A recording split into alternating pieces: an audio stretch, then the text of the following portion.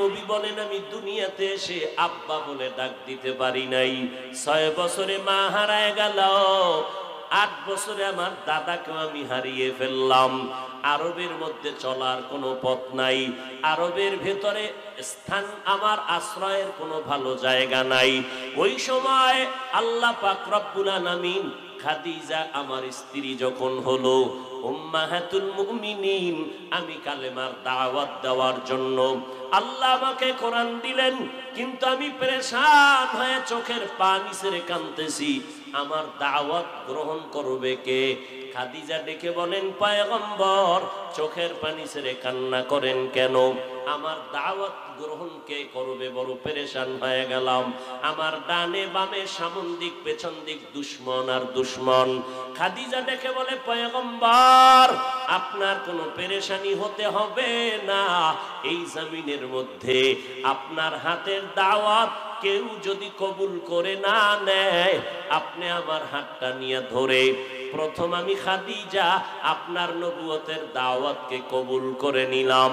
মায়ার নবী শুকর আদায় করে বললেন, এবার আমার দেরি নাই, ময়দানে আমি কাজ করতে নেমে গেলাম।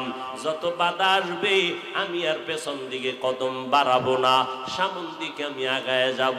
কারণ আমার খুঁটি যখন মজবুত হয়ে গেছে, এখন আর টেনশন আমার তেমন হবে না। আল্লাহর নবী দাওয়াতে নেমে গেলেন, কষ্ট করে করে করে করে গোপনে গোপনে কালেমার দাওয়াত দেন। আমার নবী দাওয়াত দিতে গিয়া মসজিদে বসে দোয়া করলেও তো কবুল হয়ে যেত, কিন্তু কি প্রয়োজন ছিল আমার নবী দান দান মোবারক শহীদ করার জন্য? তায়েফের ময়দানে মায়ার নবী দাওয়াত দিতে রওয়ানা। ওই তায়েফের কাফের আমার নবীকে দেখার পর বাচ্চাদের কয়, যাও পাথর মেরে তাড়ায় দাও, মক্কার এক পাগল চলে আসছে। যেই নবীর শরীরের মধ্যে মশা মাছি পড়া হারাম, মেঘের খণ্ড ছায়া দেয় যেন সূর্যের গরম নবীকে কষ্ট না দেয়। নবী যেখানে কদম দেয় ওখান থেকে মিশকের ঘেরান আসে। এরে নবীরা আসে। নবী বলেন, আমি রাস্তা দিয়ে যখন চলি দুপার্শ্বের গাছ নত হইয়া আমাকে সালাম জানায়, জঙ্গলের প্রাণীরা আমি মুহাম্মদের সালাম দেয়। কিন্তু তায়েফের মানুষ আমার গায়ে যখন পাথর মারলো বৃষ্টির মতো, যখন নবীর শরীরের মধ্যে পরে রক্ত পড়া শুরু হয়ে গেল, রক্ত পড়ে নবীর জুতা মোবারক আটকায় গেল। আল্লাহ বলেন, জিবরাইল যাও, আমার নবীর কান্না আমি আল্লাহ সহ্য করে নিতে পারি না। কারণ ঈসা নবী আমার আশেক, মুসা নবী আমার আশেক, ইব্রাহিম নবী আমি আল্লাহর আশেক, আর আমি আল্লাহ নিজে হলাম আমার বন্ধু মুহাম্মদের আশেক। জলদি করে যাও, আমার নবীর শরীরে মশা মাছি পড়া হারাম করে দিলাম। সেই শরীরে আজকে পাথর পরে রক্ত পরে, নবী কান্না করে। জলদি করে যাও, আল্লাহর নবীর অনুমতি নিয়ে তায়েফের জমিনটাকে ধ্বংস করে দাও। জিবরাইল আমিন এসে বললেন, পয়গম্বর ওয়ার্ডার যদি করেন জমিনটা উল্টায় ধ্বংস করে দেই। কেমন মায়ার নবী আমার, চোখের পানি ছেড়ে বললেন, ও সাহাবায়ে কেরাম, ও জিবরাইল ভাই, ওদেরকে তুমি ধমক দিও না, ওদের কোনো ক্ষতি করবা না। কারণ আমি দুনিয়াতে রহমাতুল লিল আলামিন হয়ে প্রেরিত হয়েছি, আমি দয়ার নবী, রহমতের নবী। এদেরকে মারবা না, কারণ এরা আমাকে চিনে না, এই জন্য আজ পাথর মারে। এই তায়েফের মানুষ জানে না আমি মুহাম্মদকে, ওরা জানে না আমি মুহাম্মদ বড় এতিম। আমি দুনিয়াতে এসে বাবার ভালোবাসা পাই নাই, মায়ের আদর পাই নাই। আজ আমি মায়ের স্বার্থ উদ্ধারের জন্য বাবার পরামর্শ নিয়া বাবার স্বার্থের জন্যই তায়েফে আসি নাই। আমি মুহাম্মদ আসছি আমার মাওলা পাকের দ্বীনের স্বার্থ নিয়া। ওরা বুঝতেছে না, যেদিন বুঝে আসবে সেদিন ওদের দ্বারা দ্বীনের উপকার হবে। ও নবীর আশিক উম্মতির দল, সারা জিন্দেগি বার বয়ান শুনলাম, কোনো লাভ হবে না রে বাবা। ওই নবীর রেখে যাওয়া সুন্নতের আদর্শ এই রবিউল আউয়ালে তুমি কি নিবা? নবীর আদর্শের মালাটা গলায় লাগাও। কারণ আমার নবীর সুন্নতের আমল কোনো হিন্দুরা করবে না, খ্রিস্টানেরা করবে না, ইহুদিরা করবে না, কোনো বিধর্মীরা করবে না, নবীর সুন্নতের আমল করবে একমাত্র মুসলমান উম্মতেরা। আজকে তুমি নবীর সুন্নতের আমল করবা, এত বয়ান আর বয়ান, এরপরেও কেন দাড়িটা লম্বা করতে পারো না? মাথায় মদিনাওয়ালার টুপি লাগাও না কেন? তুমি আল্লাহওয়ালার সোহবতে গিয়ে আমল সুন্দর করো না? মনে মনে ভাবতেছো ওলামায়ে কেরামদের কথা বলে মিথ্যা হয়ে যাবে। না রে বাবা, আল্লাহর কোরআন সত্য, নবীর কথা সত্য। লক্ষ লক্ষ নবীরা মিথ্যা বলেন নাই, লক্ষ লক্ষ সাহাবায়ে কেরাম মিথ্যা কথা বলতে পারেন না, কোটি কোটি উলামায়ে কেরাম মিথ্যা কথা বলতে পারেন না। এরে ভাই, আমাদের আমলের তো কোনো ধারাই নাই। আমরা তো সিরিয়ালের মানুষ না। যারা দুনিয়াতে সিরিয়ালওয়ালা মানুষ, এলেমে আমলে তাকওয়ায় কোনো ঘাটতি নাই। 10 জন সাহাবা জান্নাতের টিকিট পেয়ে গেলেন। সিরিয়াল প্রথম আবু বকর, দ্বিতীয় হযরত ওমর, তৃতীয় হযরত ওসমান, চতুর্থ হযরত আলী রাদিয়াল্লাহু আনহুম আজমাইন সহ 10 জন সাহাবা জান্নাতের টিকিট পাওয়ার পর মরণ পর্যন্ত আবু বকর কান্না করলেন। ইশরাক নামাজ বন্ধ নাই, আউয়াবিন বন্ধ নাই, চাশতের নামাজ বন্ধ নাই, তাহাজ্জুদ নামাজ বন্ধ নাই, তাকওয়ার কোনো ঘাটতি নাই, ইলমের কোনো ঘাটতি নাই। এরপর নামাজে দাঁড়াইয়া সারা রাত আবু বকর কান্না করলেন। ওমরে ফারুক দরজা লাগায় কান্না করেন।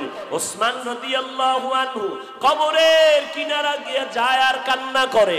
কি ওসমান এত কান্নার আওয়াজ? জান্নাতের টিকিট পাওয়ার পর কেন তারা কাঁদলেন? কবরে আমার কি উপায় হবে?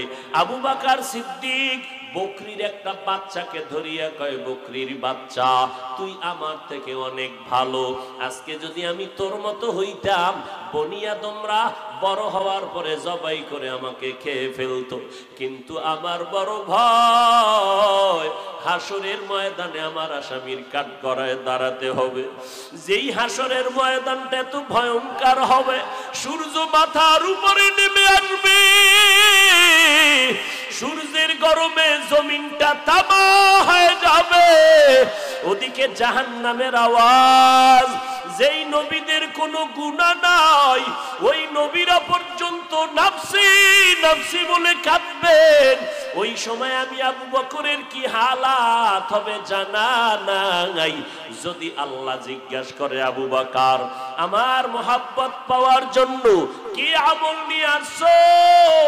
আমি যদি বলি নামাজ পড়ছি, কোরআন তেলাওয়াত করেছি, আল্লাহ যদি বলে, না রে আবু বকর, তোমার আমার আমল পছন্দ হয় নাই, ফেরেশতাকে অর্ডার দিবে, আবু বকরের হাতে জাহান্নামের হ্যান্ডকাপটা লাগায় দাও। যখন জাহান্নামের হ্যান্ডকাপ লাগায় দিবে, জাহান্নামের দিকে আমাকে টেনে টেনে নেওয়া হবে। কেমন ভয়ঙ্কর হবে ওই হাসরের মাঠ, যে নবীরা পর্যন্ত নাফসি নাফসি বলে কাঁদবেন। উম্মতের কথা নবীরা ভুলে যাবেন। আদম নবী উম্মতকে ভুলে নিজেকে বাঁচানোর জন্য কাঁদবেন। মূসা নবী উম্মতকে ভুলে যাবেন, নাফসি নাফসি বলে কাঁদবেন। আম্মা জান আয়েশা বলেন, আমার রুমের মধ্যে বসে দেখি আমার মায়ার নবী একদিন গুনগুন করে কান্না করেন। আমি আয়েশা প্রশ্ন করলাম, নবী আপনি কাঁদেন কেন? আমার কোনো ব্যবহারে কষ্ট পেয়েছেন? বলে, না না। কেন কাঁদেন? বলে, হাসরের ময়দানের কথা মনে পড়ে গেছে। নবীরা পর্যন্ত কেমন ভয়ঙ্কর হালাত হওয়ার কারণে যে নাফসি নাফসি বলে কাঁদবেন। আমার আল্লাহ সেদিন হবে চূড়ান্ত রাগী। আল্লাহ তাআলা রাগান্বিত হইয়া বলবেন, লিমানিল মুলকুল ইয়াউম লিল্লাহিল ওয়াহিদিল কাহ্হার। ওই দিন আল্লাহ পাকের এই রাগান্বিত আওয়াজের মধ্যে হাসরের ময়দানটা থরথর করে কেঁপে উঠবে। এই সময় নবীরা পর্যন্ত বেহুশ বেকারার হয়ে যাবে। সব নবীরা নাফসি নাফসি বলে কাঁদবে। আম্মা জান আয়েশা বলেন, নবী তখন আপনি কি করবেন? মায়ার নবী বলবে, তখন আমি মুহাম্মদ সিজদায় পড়ে আমার আল্লাহর দরবারে আমি নাফসি নাফসি বলে কাঁদবো না, আমি কাঁদবো, ইয়া উম্মতি হাবলি, উম্মতি আমার উম্মত কই? আল্লাহ তুমি আমার উম্মত গুলোকে বাঁচায় দাও। আমার একটা উম্মত জাহান্নামে গেলে আমি মুহাম্মদ জান্নাতে যাব না। এরে নবীর আশিক উম্মতের দল, আজকে দুনিয়ায় সূর্যের গরম সহ্য করতে পারো না, বিদ্যুৎ গেলে রাতের ঘুম হারাম হয়ে যায় রে বাবা। নবীর সুন্নত জবাই করিয়া যদি হাসরের ময়দানে দাঁড়ায় যাও, আল্লাহ বলবে রে গুনাহগারের দল, আজকে তোমাদের ইনসাফের সাথে জাহান্নামে দেওয়া হবে। এরে নবীর আশিক যুবক বৃদ্ধ বাবাজি, পর্দার আড়ালের মা বোনেরা, কয়দিন আর দুনিয়ার বাহাদুরি। কত ওলামায়ে কেরাম আমাদেরকে এতিম করে চলে গেলেন, কত যুবকেরা চলে গেল। এই রবিউল আউয়াল থেকে শিক্ষা নাও, ওয়াদা করো, তওবা করো। ও দয়ার মালিক, জীবনে আর নামাজ ছাড়বো না, বেপরদায় চলবো না, নবীর তরিকার বাহিরে চলবো না, মা বাবার সাথে বেয়াদবি করে বরদোয়া নিব না, উলামায়ে আহলে হকের পরামর্শ নিয়ে আমল করব, নবীর সুন্নাত অনুযায়ী জীবন চালাবো, দাড়ি কাটবো না, বেপরদায় চলবো না। আল্লাহর দরবারে যদি তওবা করে চোখের পানি ছেড়ে দাও, সাথে সাথে তওবা কবুল হয়ে যাবে।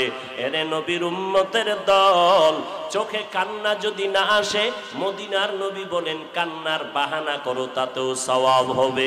আজ আমাদের কান্না কেন নাই? গুনার কারণে দিলটা পাথর হয়ে গেল, চোখে পানি আসে না। আল্লাহর কাছে তৌফিক চাও, হে মালিক, কান্নাওয়ালা চক্ষু দান করো আল্লাহ। যেই চোখে পানি নাই, ওই চোখ দিয়ে আমার কোনো লাভ নাই। যেই জবানে আমার মালিকের জিকির নাই, সেই জবান দিয়ে আমার লাভ নাই। যেই অন্তরে আমার আখিরাতের ফিকির নাই, সেই অন্তর দিয়ে আমার লাভ নাই। ও আল্লাহ, তুমি আমারে মাফ করে দাও। আজকে থেকে আর নামাজ ছাড়বো না। ও নারায়ণগঞ্জের মুসলমান, আমরা নবীর তরিকা যারা কম বেশি মানার চেষ্টা করি, দাড়ি রাখলাম, টুপি পরি, নামাজ পড়ি, কই আজকে তোমরা যারা নবীর তরিকা মতো চলো না রে যুবক ভাইরা? আজকে তোমরা যে আমাদের থেকে ভালো অবস্থানে আছো তাও তো না, বরং আলহামদুলিল্লাহ নবীর তরিকা মানার কারণে সম্মান কমে নাই, শান্তি থেকে আমরা বঞ্চিত হই নাই। বরং আমাদেরকে বাদ দিয়েও বলবো, তোমার মতো যুবক স্কুলে পড়ে, কলেজে পড়ে, চাকরি করে, ব্যবসা করে, রাস্তায় গাড়ি চালায়, দাড়িওয়ালা নামাজির অভাব নাই। র্যাব, আর্মি, পুলিশ, বিডিআর এর চাকরি করে, দাড়িওয়ালা নামাজি। স্কুল কলেজে লেখাপড়া করে, যুবক যুবতী, নামাজির অভাব নাই। ও আল্লাহর বান্দা, তুমি কেন পারবা না? তোমার আমার মতো যুবক আজকে ব্যবসা করে, নারায়ণগঞ্জ কোটি টাকার মালিক, 1 টাকাও হারাম খায় না, নামাজ এক ওয়াক্তও বাদ দেয় না। বলো বাবা, তুমি কেন পারবা না? আল্লাহ বুঝি তোমার আমার উপরে বেজার, কারো না জানি বরদোয়া লেগে গেল। আহলে সুন্নাত ওয়াল জামাতের এই প্যান্ডেল থেকে তুমি ওয়াদা করে যাও, তওবা করো, আল্লাহকে মনে মনে বলো, ও দয়ার মালিক, আজ আমি বক্তা হইয়া চেয়ারে বয়ান করতেছি, কিন্তু এই এলাকার মানুষ জানে না আমি হাতের দ্বারা কত অন্যায় করেছি। আমার এই গুনার খবর এলাকার কেউ জানে না। আমার চোখের দ্বারা কত গুনাহ করেছি, আমার জবান দ্বারা কত গুনাহ করেছি, আমার অন্তরের পরিকল্পনার মাধ্যমে কত গুনাহ করেছি। ও আল্লাহ, আজকে মানুষ জানলে আমাকে বয়ান করতে বসাইতো না। আপনি জানার পরেও তো আজ খানা বন্ধ করেন নাই, পানি বন্ধ করেন নাই, গোপনে রেখেছেন আল্লাহ। আজ আমরা গোপনেই তওবা করে নিলাম। যতদিন বেঁচে থাকবো, জীবন থাকার যাক, চাকরি থাকার যাক, খেয়ে থাকি আর না খেয়ে থাকি, আর নবীর সুন্নতের আমল বাদ দিব না।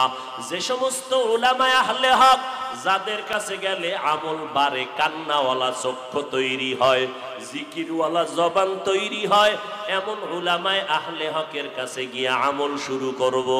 মা বাবার দোয়া নিয়ে চলবো, জীবনে আর বেপরদায় চলবো না। তওবা করার জন্য দিলটা যদি তৈরি হয়, আমার আল্লাহকে বলতে থাকেন, আল্লাহ অন্তর দেখতেছেন। ও দয়ার মালিক, এই ঈদগাহ ময়দানে কুদরতের নজর দিয়া দেখেন, আপনার গোলাম সুন্নতের ময়দানে হাজির হয়।